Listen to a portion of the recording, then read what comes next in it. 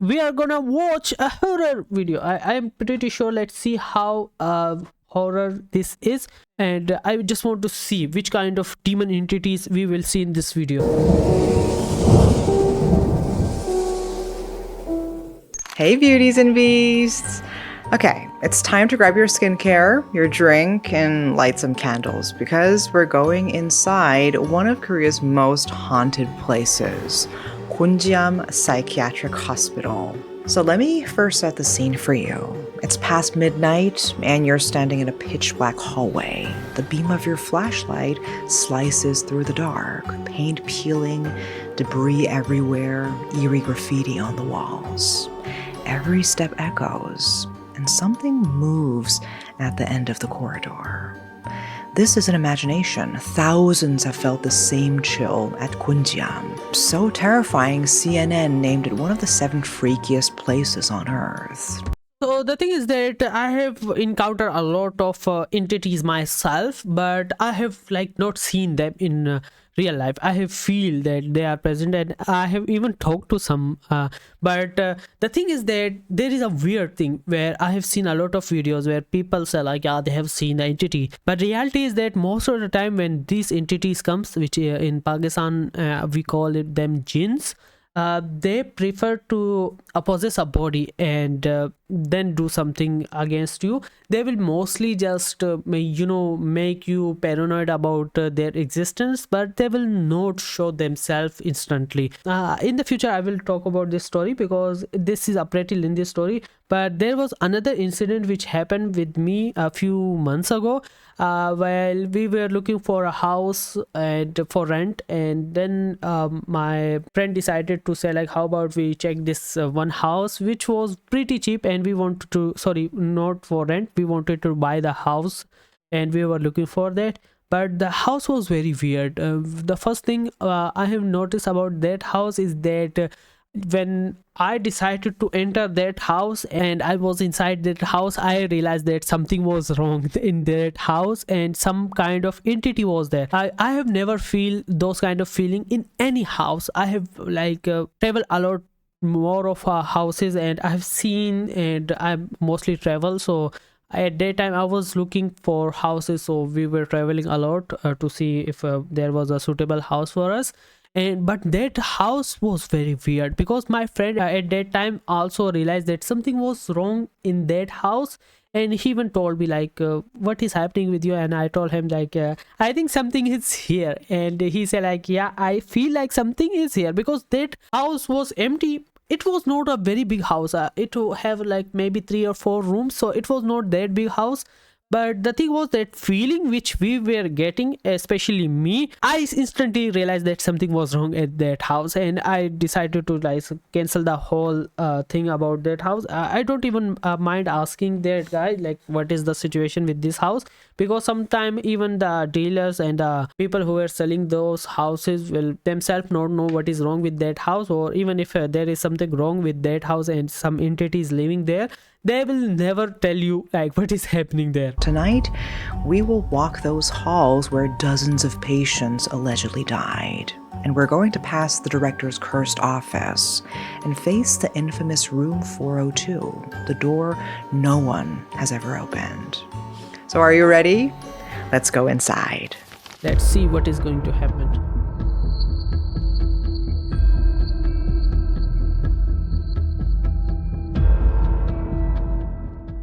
Deep in the mountains of Gyeonggi province, about an hour outside Seoul, there once stood a building that people spoke of only in whispers, Gonjiam Psychiatric Hospital. The structure itself seemed designed for nightmares. 3 stories of concrete and steel, isolated in the forest, accessible only by winding mountain roads that twisted through the trees like serpents. During the day, it was merely unsettling, but at night, the building seemed to breathe.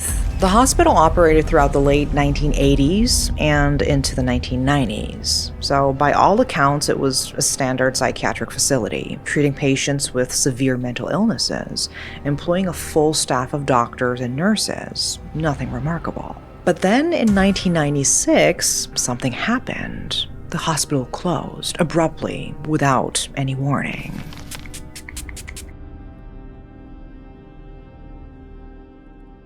And here's where it gets For the first time I am watching videos like this, so sorry for that. I'm from Pakistan, so I am not into that kind of culture. This is like literally new for me. strange. When the doors locked for the final time, nothing was cleared out. Patient records remained scattered across desks. Medical equipment stood where it had been left mid-use. Beds were still made, as if waiting for patients who would never return. Medication bottles lined the shelves. Even personal belongings, patient clothing, photographs, letters, all remained behind. It was as if everyone had simply vanished. The building was abandoned, left to rot in the mountains, and that is when the stories began. The most persistent legend, the one that sends chills down the spine of anyone who heard it, was the story of 42 patients. To understand how this legend spread, you need to understand South Korea in the late 1990s and early 2000s. The internet was exploding. Online forums and message boards became places where people shared urban legends, ghost stories, and unexplained phenomena. And Gonjiam Psychiatric Hospital became the subject of obsessive discussion. The story began simply enough. Someone posted online that they'd heard from a friend whose relative had worked at the hospital. So according to this secondhand account, something had gone terribly wrong in the months before the closure. Patients had started dying. At first, it was one patient, then another a week later, then two in the same night. The deaths were sudden, unexpected, and according to the story, completely inexplicable. No clear medical cause, no warning signs, just death. The hospital staff allegedly tried to keep it quiet. They didn't want panic. They didn't want investigations.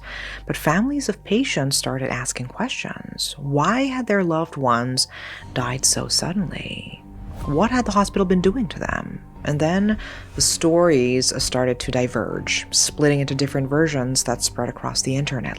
So there is one thing which is strange about this story, because the thing which I have here up until now about like building which has demonic entities or any type of issues with them, they are like that since the building was built. Like it was not like, okay, so everyone was living fine there and just suddenly something happened and demonic entities just get there, because it is pretty strange for those entities to travel. What I have known up until now is the jinn, which are the creature who try to like do kind of stuff.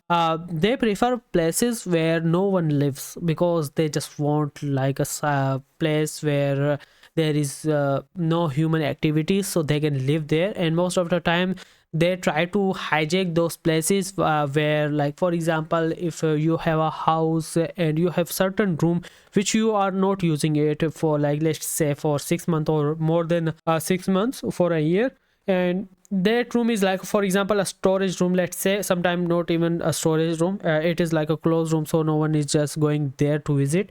That rooms most of the time have a attraction to those demonic entities, and they started to uh, live there in those places, which I have personally experienced those kind of situation. So it is pretty common if we look at that. But for a hospital, because a hospital is very crowded place, and it is very strange for a hospital to get this kind of entities to live suddenly and they decided to kill, because most of the time they will not kill. Most of the time they will try to scare people, try to possess somebody to like show some kind of things to people, so people started to get scared and they decided to leave their place. The last thing maybe they can ever do is to try to kill somebody, which is also most of the time they don't want to do that. They just want you to get the fuck out of here. The thing is that the moment they try to kill you is because most of the time, which I have personally here, is that somebody decided to do a black magic on especially that place or especially on some person, then they can just try to kill you. Yeah, because there is a certain person who decided to do a black magic on you, and the guy who did that, like the witch or whatever the case is, that guy will pay the price for killing that guy who died by the hand of jinns, because those jinns want something, because they are not there just to kill somebody randomly. They need a price, and they need a certain person to pay a price for. So I have personally heard the stories of how certainly some woman liver disappear or heart disappear, she dies, but everything was magically disappear. And seen cases of few priest in Saudi Arab, like a Muslim imam, you can just say.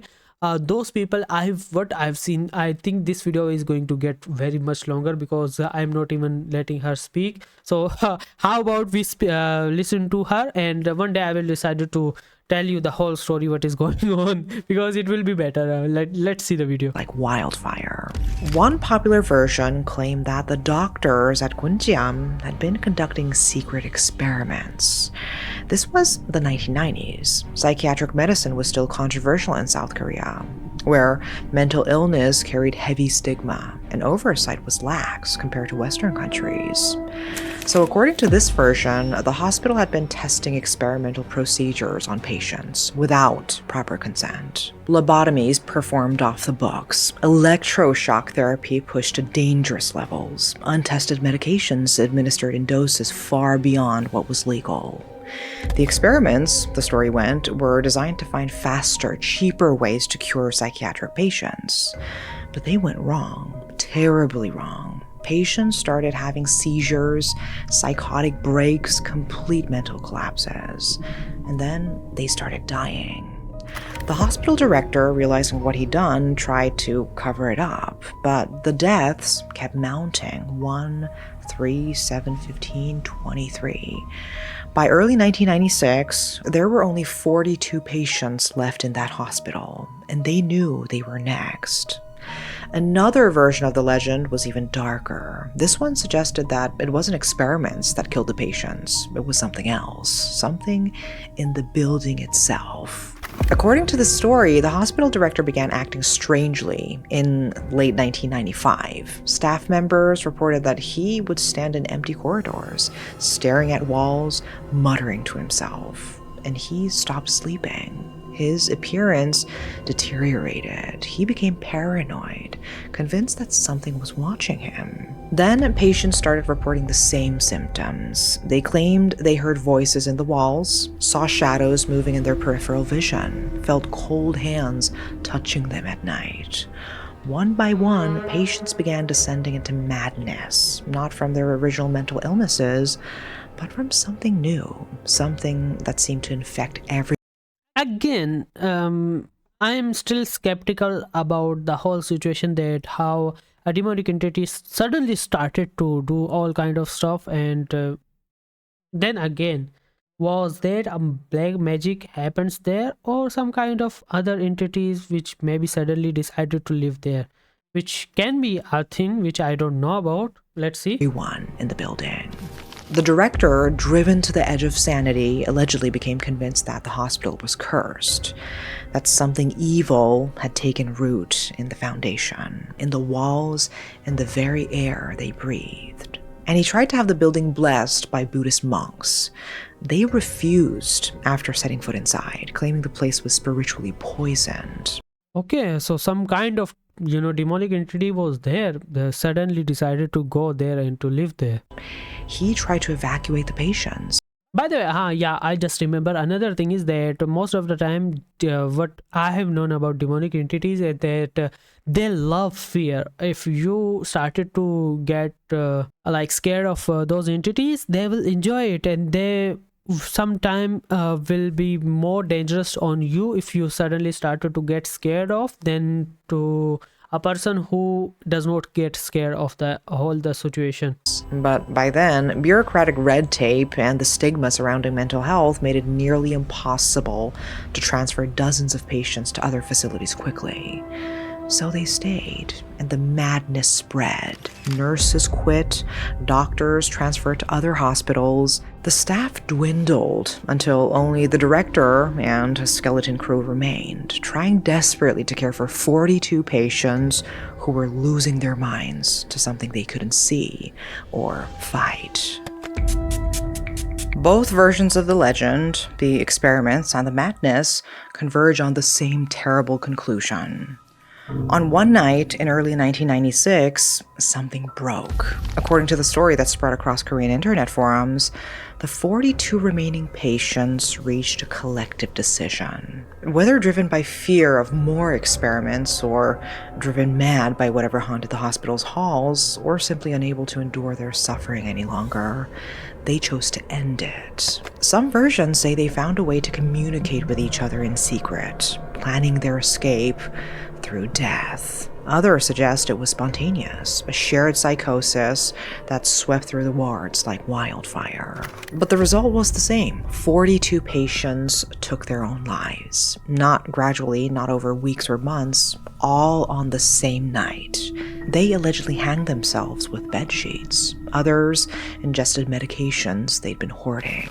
A few, according to rumors, found even more disturbing methods. The details varied depending on who was telling the story, but the image was always horrifying. A hospital full of the dead, discovered when the morning staff arrived for their shift. The scene that greeted them was allegedly so traumatic that several staff members quit on the spot and never spoke of what they'd witnessed. And here's where the legend gets even more sinister. According to the online stories, authorities arrived and immediately sealed off the hospital. No media was notified, no public announcement was made. The bodies were removed quietly. The families paid off or threatened into silence. And the hospital was shut down with a vague excuse about regulatory issues. The official story, the one given to the public, was that the hospital had closed for financial reasons, nothing more. But people who lived in the area supposedly knew better. They'd heard the ambulances that night, seen the police cars, watched as body bags were carried out in the pre-dawn darkness. The director, some version. Still, I don't believe that this was done by a entity, especially. There should be a human involvement in this. Maybe some kind of ritual happened in that place that people don't know about. Some kind of black magic happened there, and those people who were patient were sacrificed, and no one noticed about that. I am getting the whole situation like that because I'm not sure a entity can do all those kind of stuff and kill that many people, because that does not make sense in real life. Because most of the time, those entities don't want to kill people. They need to have a certain reason to kill people, and what I have told you, black magic is the one of them, and the demonic ritual which needs sacrifice, maybe those people were the sacrifice for that ritual, which still makes sense for me more than the whole situation what happened. Say he took his own life in his office, overcome with guilt. Others claim he vanished entirely. Some say he fled to America. Others insist he simply walked into the forest one night and was never seen again.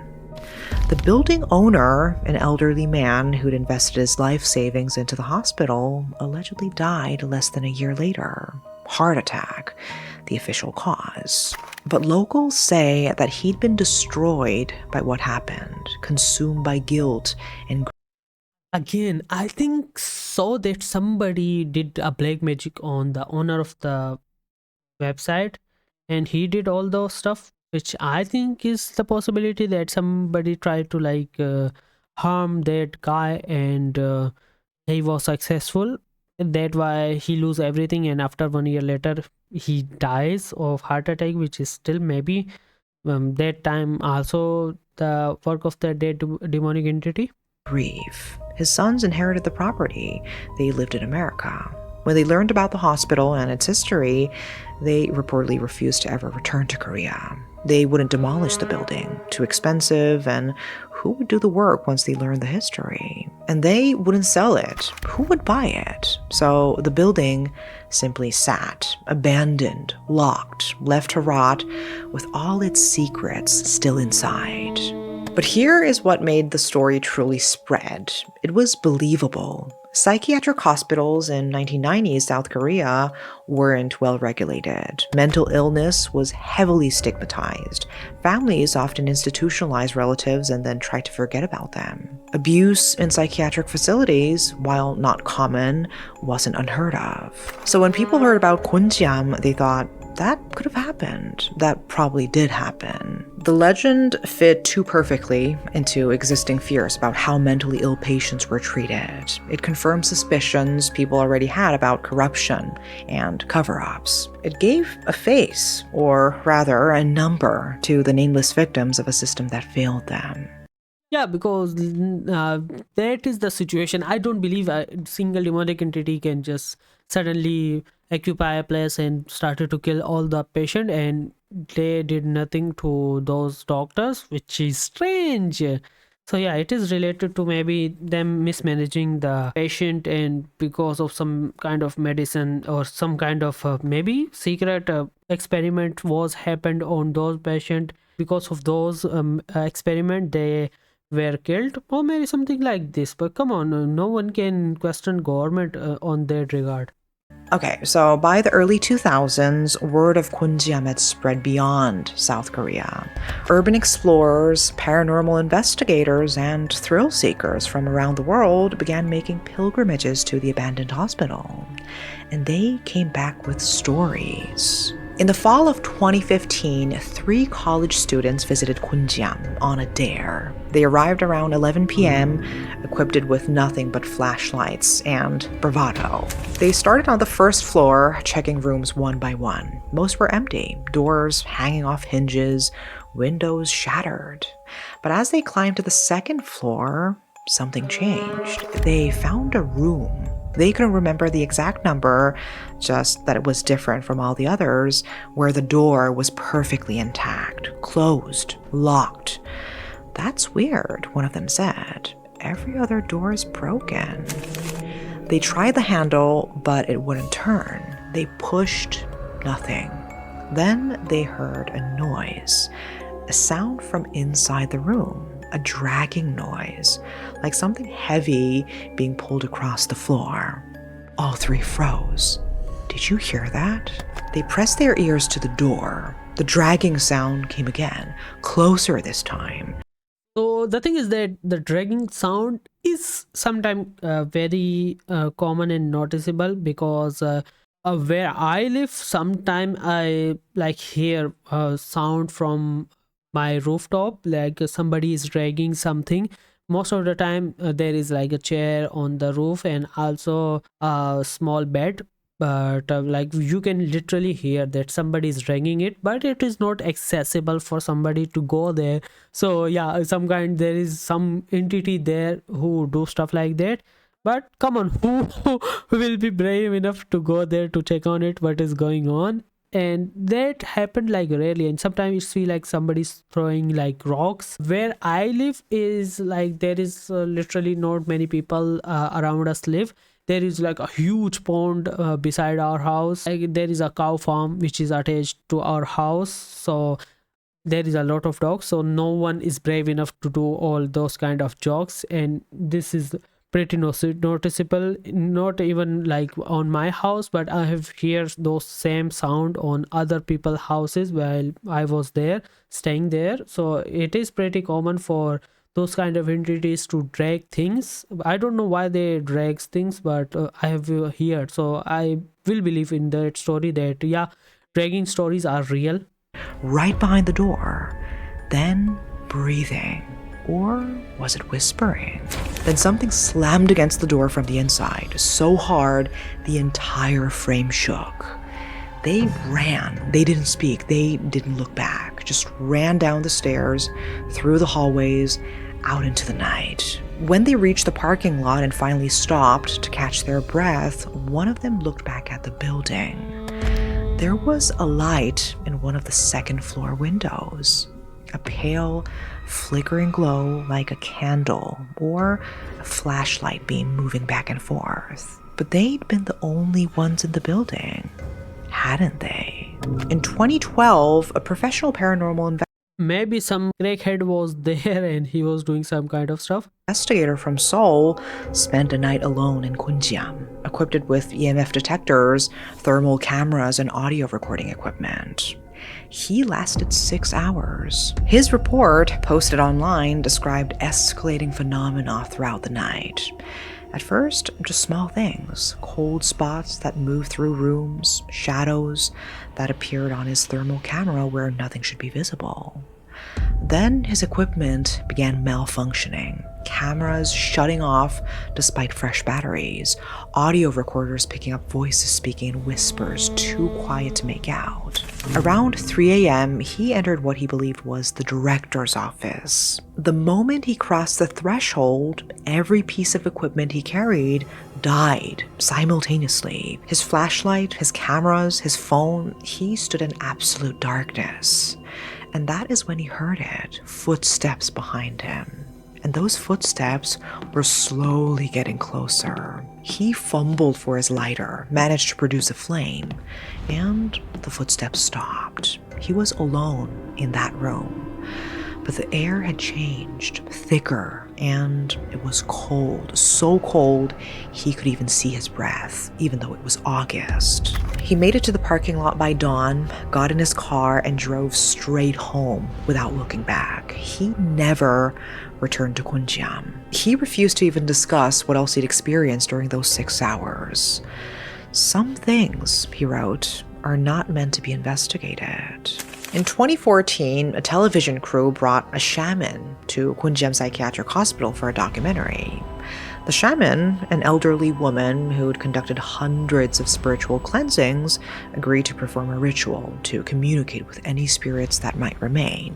But when she stepped through the entrance, she immediately stopped. Her face went pale. Her hands began to shake. "We need to leave," she said.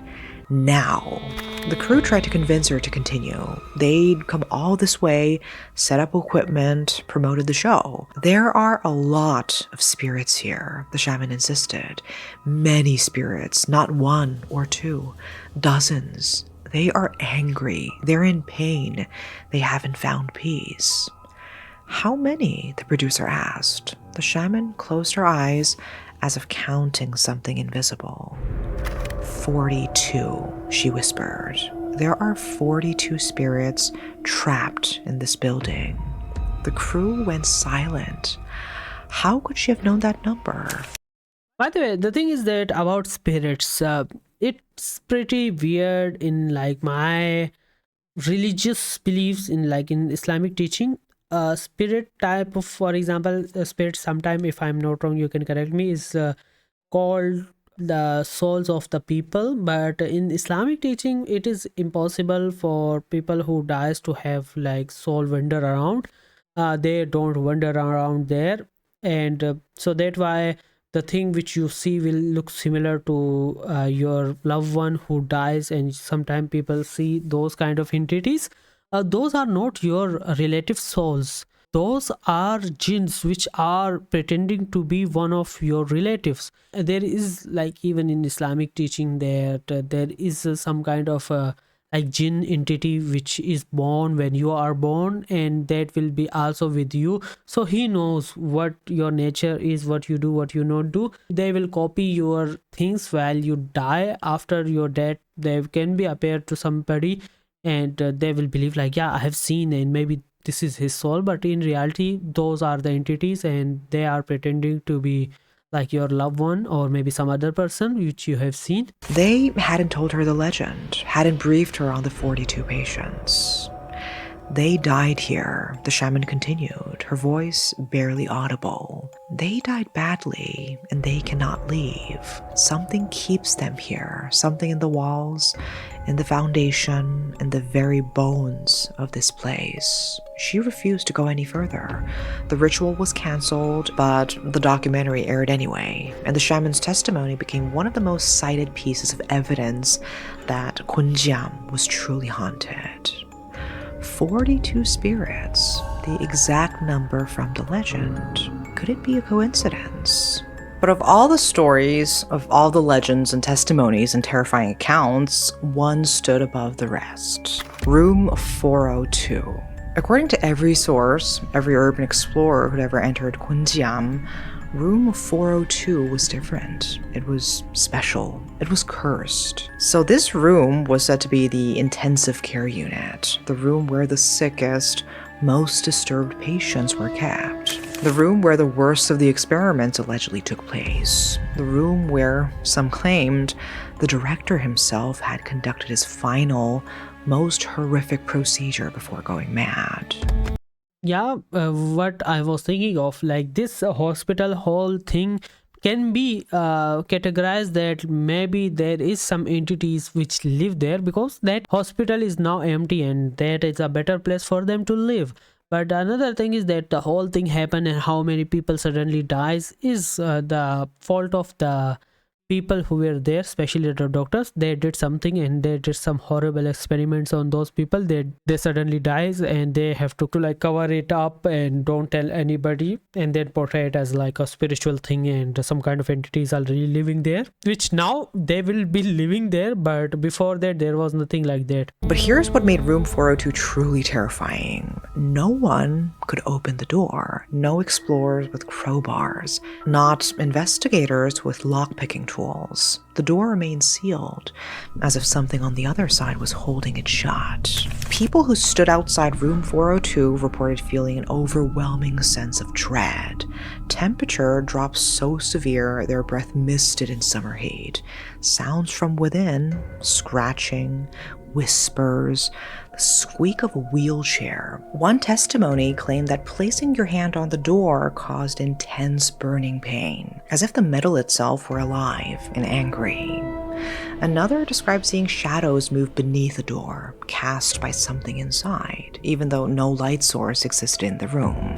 In 2017, a group of YouTubers attempted to break down the door to Room 402. They brought sledgehammers, power tools, everything they could carry up the mountain. The footage they posted showed them striking the door repeatedly, making no progress. Then, without warning, the lead YouTuber dropped his sledgehammer and stumbled backward, clutching his head. "Did you hear that?" he gasped. "Hear what?" "The screaming inside. Someone screaming inside." None of the other crew members heard anything, but on the audio recording, enhanced by viewers at home, you can hear it, a faint, warbling sound beneath the noise of their tools. In 2012, everything changed for Gonjiam Psychiatric Hospital. CNN Travel published an article titled "The 7 Freakiest Places Around the World." It was a list of locations that were, in CNN's words, authentically and unintentionally weird, macabre, and mysterious. The list included Aokigahara Forest in Japan, the infamous forest where hundreds have taken their lives; Chernobyl Amusement Park in Ukraine, frozen in time since the nuclear disaster; the Sedlec Ossuary in Czech Republic, decorated with the bones of 40,000 people; the Island of Dolls in Mexico, covered in dismembered dolls. And alongside these genuinely dark places, CNN listed Gonjiam Psychiatric Hospital. The eerily empty halls of this former psychiatric hospital are not for the faint-hearted, CNN wrote. Its grim past is ever present, and it is known for being haunted. And just like that, overnight, Gonjiam became internationally famous. Urban explorers from America, Europe, Australia descended on the small South Korean town. YouTube channels dedicated to paranormal investigation made Gonjiam their holy grail. The hospital appeared in documentaries, podcasts, blog posts, and Reddit threads. A horror movie was inevitable. In March 2018, director Chung Bom-sik released Gonjiam, Haunted Asylum, a found-footage horror film that told the story of a crew of YouTubers exploring the abandoned hospital, desperate to open Room 402 and capture proof of the paranormal on camera. The movie is absolutely terrifying. It used the actual legends, the 42 patients, the mad director, the locked room, and built them into a narrative so convincing that audiences left theaters genuinely shaken. And the film became the third highest grossing horror movie in South Korean history, earning over $21 million. International audiences discovered it on streaming platforms. And suddenly, the legend of Gonjiam had spread to every corner of the globe. And by May 2018, the situation had spiraled out of control. Thousands of trespassers invaded the property every month. Security guards couldn't keep up. Local residents couldn't sleep. Police were overwhelmed. And people were getting injured on the unstable structure and suing the property owner. The building owner What the? Why? You are very interested to go there, but now if you get like effed up, you are complaining about that. exhausted, bankrupt from legal fees, unable to sell the property because of its reputation, made a decision. On May 28th, 2018, demolition crews arrived at Gonjiam Psychiatric Hospital. Heavy machinery tore into the building. Walls came down, windows shattered. The three-story structure that had terrorized a nation collapsed into a rubble. It took 2 days. By May 30th, 2018, Gonjiam Psychiatric Hospital was gone. Just empty land remained. But the workers who demolished the building told strange stories afterward. They reported that some crew members refused to work after dark, claiming they heard sounds from inside the building even as it was being torn apart. Others said their machinery malfunctioned more than it should, breaking down repeatedly in ways that just couldn't be explained. Yeah, because at that time there should be any kind of demonic entities there, because that place was now you can just say a place where no one lives. Now it is a perfect place for those kind of entities to live, and they love to live on these places, and now they are trying to like demolish those places. So yeah, that kind of things is like possible. So yeah, I believe on that statements. One demolition worker gave an interview to a local newspaper. "We finish during the day. We refuse to work at night. Some places, you just know. You can feel it." So today, a Kupang logistics center, essentially South Korea's version of an Amazon warehouse, stands on the land where Gonjiam once rotted. Thousands of packages pass through the site every day. But some employees claim the location is still wrong, that they hear things late at night, that the air feels heavy in certain sections of the warehouse, that machines malfunction in patterns they just can't explain. The building is gone, but is it really over? So, what really happened at Gonjiam Psychiatric Hospital? After everything I've told you, after the 42 patients, the locked room, the shaman's testimony, the testimonies of investigators, the CNN recognition, the international fame, what's the truth? In fact, according to official records, nothing happened at Gonjiam Psychiatric Hospital. Okay, let me explain. The hospital was approved for construction on August 11th, 1982. It operated as a standard psychiatric facility, completely ordinary, completely normal, until July 1996. So this facility closed not because of mysterious deaths or experiments, but because of South Korea's Water Source Protection Act. The law required the hospital to install an expensive new sewage treatment system. The building owner and the hospital director disagreed about who should pay for it. While they argued, the building owner, an elderly man, died in May 1997 from natural causes. His sons inherited the property, but they'd already immigrated to the United States and had no interest in managing a psychiatric hospital remotely. So they left it abandoned. That's it. That is the entire story. So the whole story then suddenly started to be like a fairy tale, that everyone started to make story about a place where no one was living, and that how the whole thing started. But still, I believe that that place, after like being abandoned, there should be some kind of entities living there, not one or two, maybe multiple, because they love those places where no one lives. There were no 42 patients who died altogether. In fact, there were no mysterious deaths at all. When the hospital closed, all patients were transferred to Yongin Mental Hospital. The transfer was documented and verified. Yeah, because I was not believing the whole thing about how like some kind of entity killed that many patients and not a single nurse or doctor there. So that why I was thinking that maybe some kind of experiment happened there and everyone was killed. So that can make sense. But finally, I was correct. Like not as entities can kill those many people that suddenly. By authorities. The director didn't go mad and didn't kill himself. He is still alive. After Okay. So I was wrong about that. Sorry, guys. Sorry. Gonjiam closed, he opened another psychiatric facility in Gangwon province, where he continued practicing medicine for years. Okay, what about room 402? The real Gonjiam Psychiatric Hospital was only 3 stories tall. There was no 4th floor. So room 402 couldn't physically exist. The director of the 2018 movie invented it as a reference to the Seoul ferry disaster.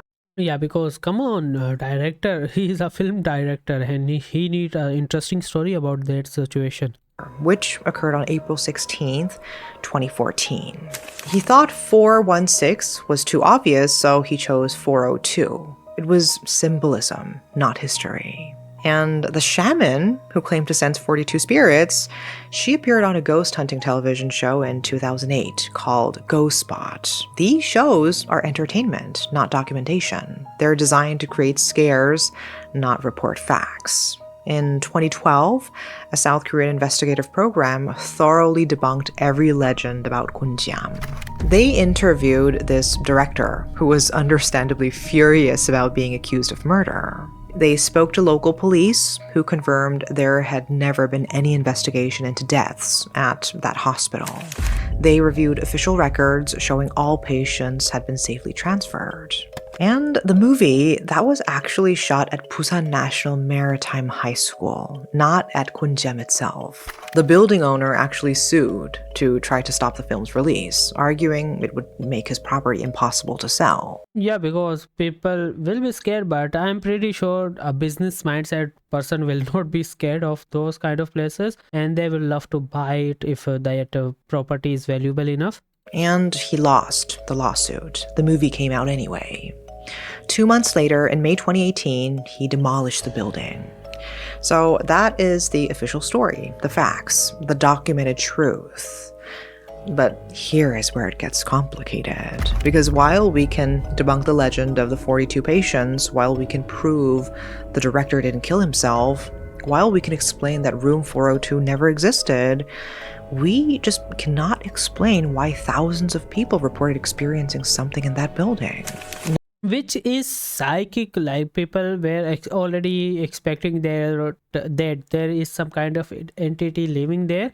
So even a little bit of disturbance can cause them to think that maybe some kind of thing is there.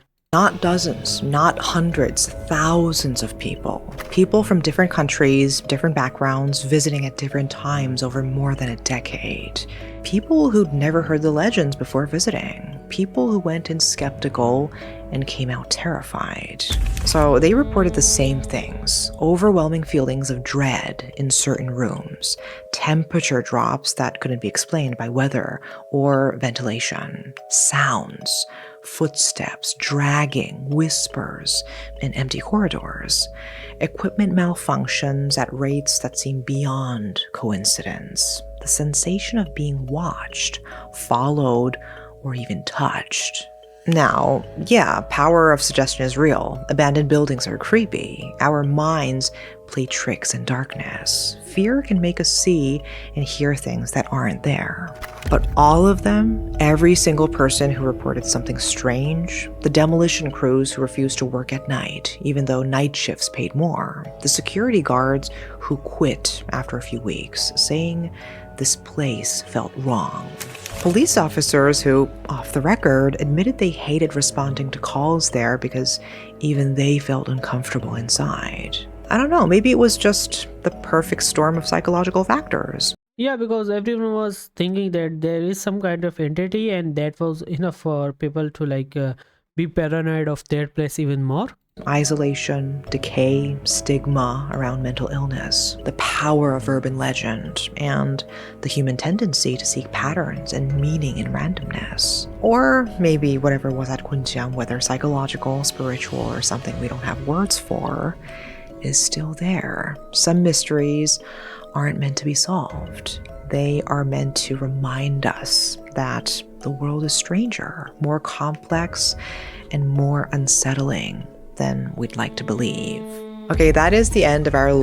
And thank you for watching this video. If you want to watch more videos like this, you can just visit the Beauty and the Beast channel. And that's it for today's video. See you in the next video. Until then, bye bye.